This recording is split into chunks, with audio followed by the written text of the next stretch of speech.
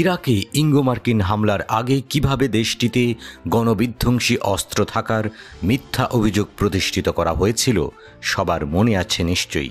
পরে দেশটির কোথাও তেমন কোনো ভয়াবহ অস্ত্র খুঁজে পাওয়া যায়নি, অথচ সেই অভিযোগের ভিত্তিতেই ইরাকের প্রেসিডেন্ট সাদ্দাম হোসেনকে ঈদের দিনে ফাঁসি দিয়ে হত্যা করা হয়েছিল।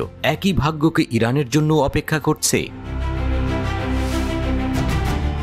এমন ভাবনাও কি দিচ্ছে?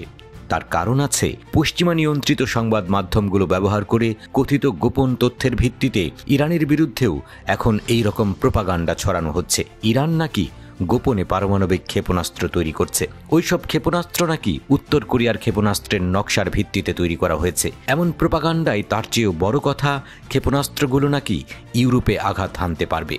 বলুন তো, এসব কথার উৎস কি? কোন রেফারেন্সের ভিত্তিতে ইরানের বিরুদ্ধে এসব ছড়ানো হচ্ছে? দেশটির বিরোধী গোষ্ঠী national council of resistance of Iran এসব বলে বেড়াচ্ছে। NCRI এর এক প্রতিবেদন থেকে বলা হয়েছে, ইরানের কথিত ওইসব অস্ত্র দুটি স্থাপনায় তৈরি হচ্ছে।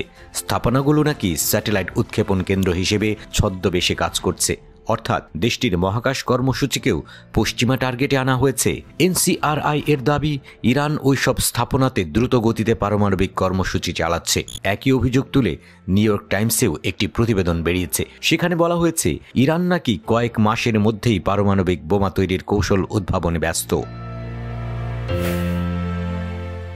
NCRI এর প্রতিবেদন থেকে আরও বলা হয়েছে, ইরানের নতুন ওইসব ক্ষেপণাস্ত্র 3000 কিলোমিটারের বেশি দূরত্ব পাড়ি দিতে সক্ষম।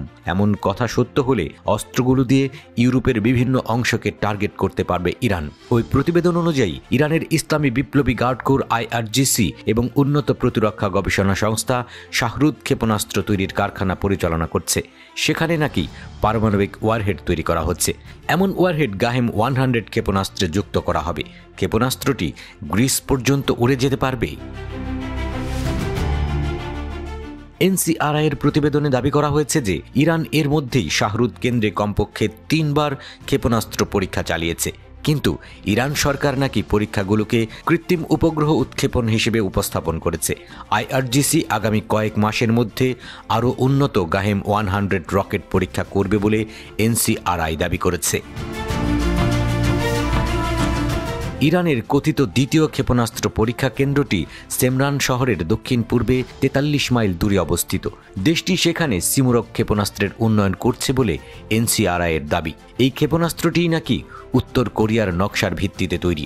NCRI এর দাবি, কেন্দ্রটির কিছু অংশ মাটির নিচে লুকানো।